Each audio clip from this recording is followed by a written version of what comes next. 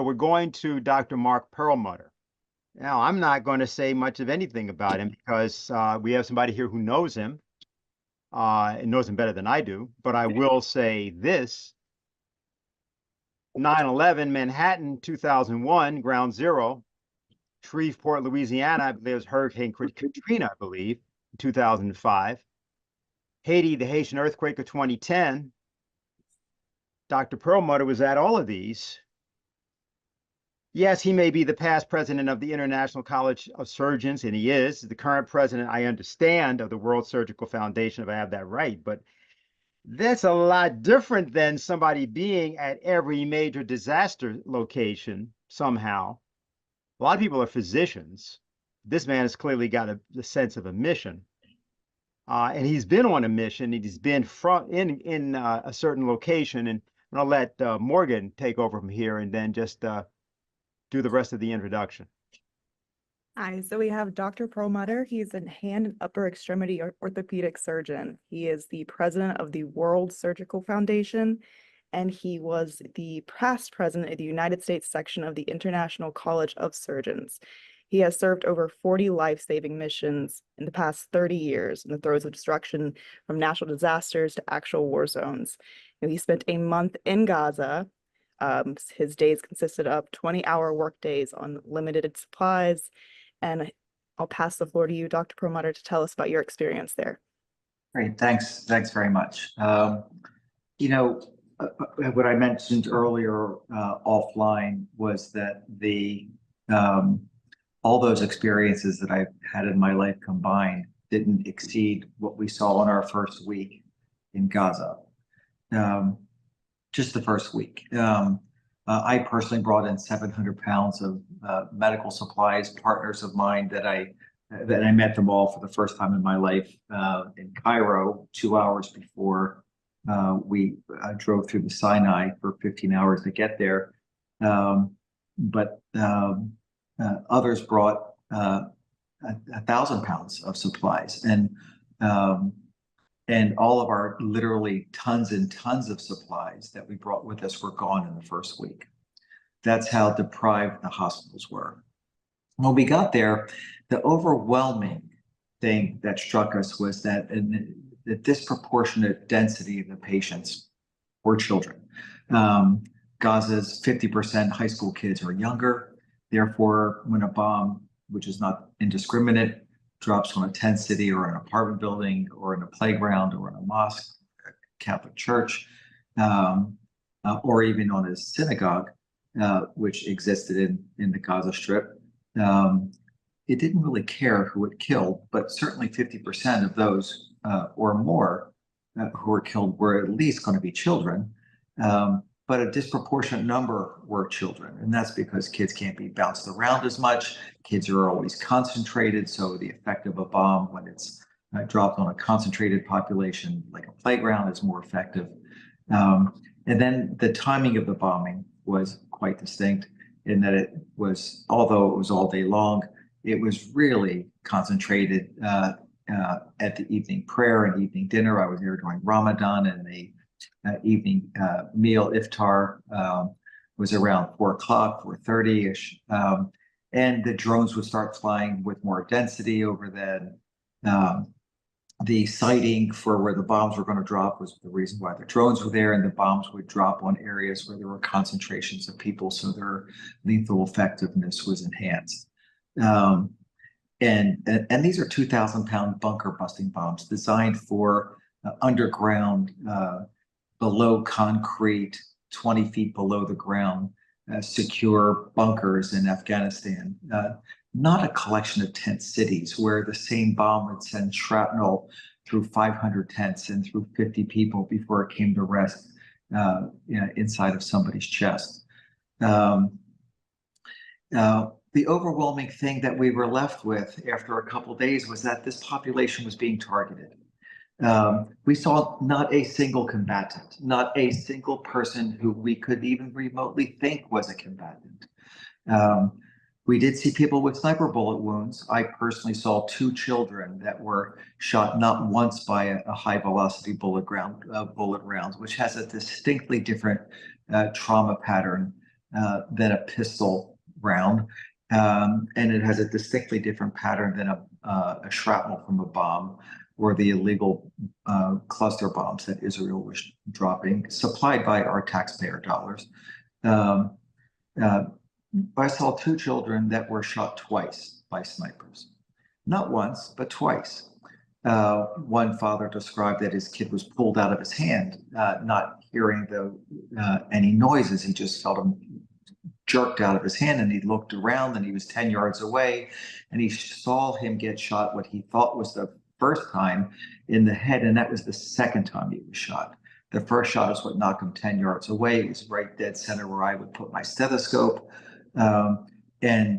Classic high velocity bullet wound was a small entrance hole, and this kid, who was a toddler, was missing his entire back and all of his chest organs between his shoulder blades. And I saw that twice on the same day.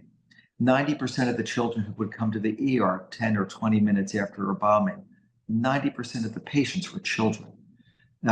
Often 3 or 4 on a gurney at the same time. A third would be dead, a third would be dying, and 10% more would die. All were missing a limb or portions of a limb. All were shredded like paper or burnt like a hot dog that was left ignored on a grill.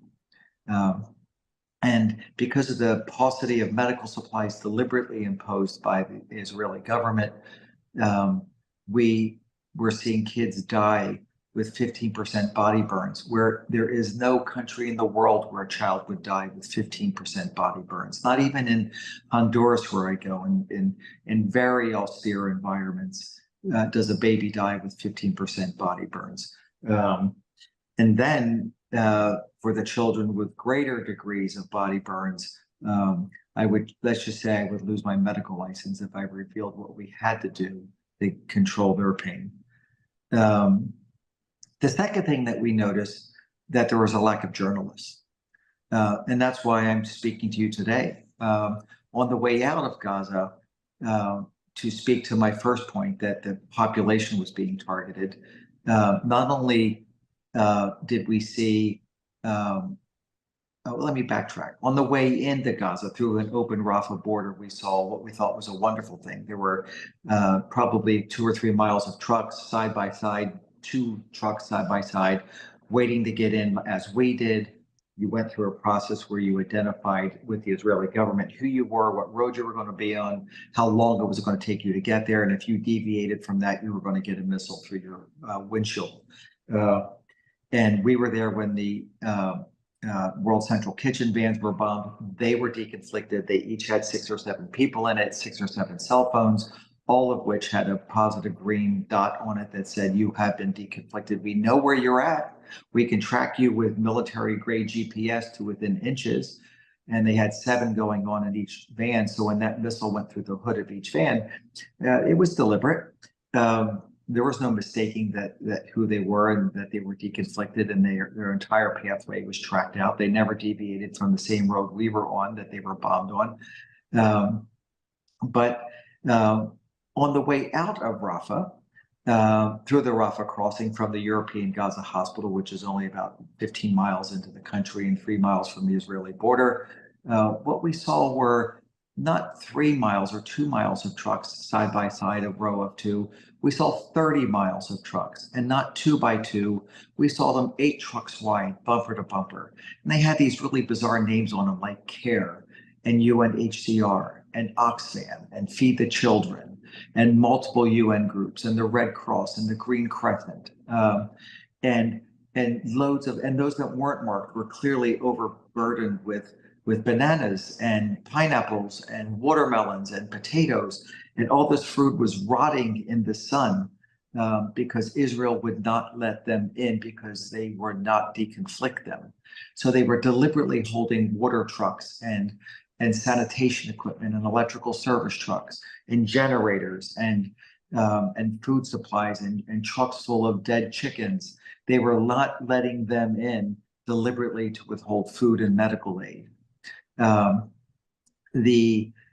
You combine that with the deliberate bombing of hospitals and clinics and the specific targeting of journalists and doctors and nurses, which were clearly victimized and clearly abused and clearly imprisoned inappropriately. We have patients who were nurses who refused to leave the operating room because they were operating on somebody and they were shot in their knee because they refused to abandon a patient that he was sewing up, taken to Israel with a bullet wound, half of his knee was missing, taken to an Israeli prison, received no medical care, blindfolded, handcuffed, given a juice box a day, sometimes, most times every other day, dropped at the border on the 45th day of no medical care, maggots coming out of his leg, picked up after he crawled 3 kilometers, just over a mile and a half, if I guess right, in the dirt, naked, not seeing where he's going because his going away present from the Israeli soldier who dropped him off was a rifle butt in his right eye, for which he is now blinded forever.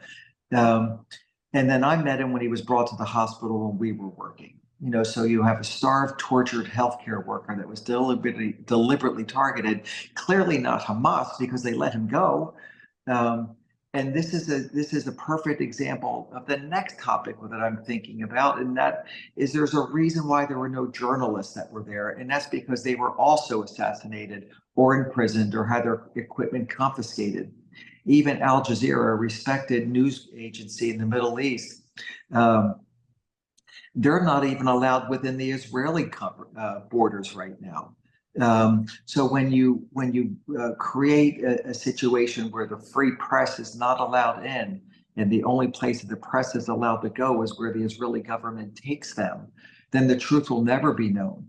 So as we were leaving, we all decided that we had to become the journalists. I'm way out of my normal element speaking to you. This is not where my comfort zone is, but the only way the truth is going to get out is if we say it. I spoke to CNN, and after I told her what I told you, she goes, well, we can't independently confirm that. And I said, no shit, that's the story, that you should be able to confirm this.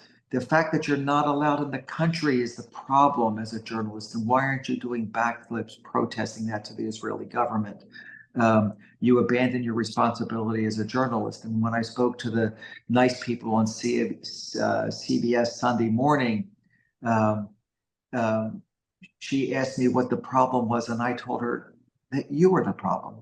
To the lady interviewing me, as a representative of the legacy American media, because you're protecting me from the truth. You're not doing the job that I'm trying to do. She goes, yeah, but it's Sunday morning. We have to be sensitive to what? Right? What better time of the week or hour of the Sunday do you need to tell the truth more than on a Sunday morning? So they put pictures up of the 2 assassinated children. They were so pixelated, it could have been a box of Dunkin' Donuts and nobody would have been able to tell the difference. And so the legacy media is a problem in the United States, largely for the same reason why our elected officials are the same problem, is that they take money from very wealthy conservative Christian groups and from the AIPAC. We don't have term limits. And that makes people's desire to get reelected for money, I think, the problem. Going back to Gaza, the overwhelming opinion of every doctor who was there, ergo every journalist that was there, was that this is a definitive genocide. Israel has 2 choices. They have a 1-state solution. They have a 2-state solution, both of which have failed over decades and decades for the past 75 years. If Israel and therefore the United States, because they're our puppet, we're their puppet. If they were willing to accept it, it would have happened already. So if they don't accept the 1-state solution, they don't accept the 2-state solution, their only other choices are to continue the apartheid state that they've been promulgating for the last 75 years. Gaza was nothing but an open-air prison for 75 years, no different than a supermax prison anywhere else in the world. They couldn't control their own electromagnetic space. They can't go control their ocean that they own. They go 100 yards out into the Mediterranean, they get shot by a gunboat. It was literally an open-air prison. And if you can't continue the apartheid for which South Africa was suing them for, that leaves only one other choice, and that is genocide. And that is exactly what we witnessed. In conclusion, the Palestinians that we saw, the innocent women and children, mostly women and children, most of them that died, were not the collateral damage in Israel's hunt for Hamas. The 1 in 30,000 people in the Gaza Strip that were Hamas fighters. The Palestinian population was not that side effect that was inadvertently hurt. They were the topic of, the focus of the bombing. They are the target of the IDF. That's how you carry out a genocide. That's why the children were targeted. That's why mosques were targeted. That's why all the hospitals were burned and closed. The hospital that I was at, they didn't have to close it. They had a wall around it. They could have put one of my taxpayer bought Bradley fighting vehicles at each of the 4 entrances. They could have put somebody quite clearly on the corner of every hallway and on every floor with with an Uzi. They could have taken care and secured the hospital and continued to provide health care to the population, but instead they chose to close it. They could have ran metal detectors over people. They could have confiscated their SIM cards because they're all Israeli SIM cards. Israel controls the telephone space. And they could have, searched their contacts. If this was a Hamas player, they would have been able to find out. Plus, they had facial recognition on all of them. So they could have kept the hospitals open, but they chose not to for the same reason that they bombed the water reservoir and the water purification plants and the chicken coops and the museums and every school. The 2 medical schools are now gravel underground. The reason why they did that, because they know that the best way to dehumanize a population is to kill the humans. It's specifically a genocide going on, and our taxpayer dollars are paying for it. That's why I went to Gaza, because I knew it was 50% children, and I knew that my tax dollars were responsible for killing innocent people. And that's why I'm going back.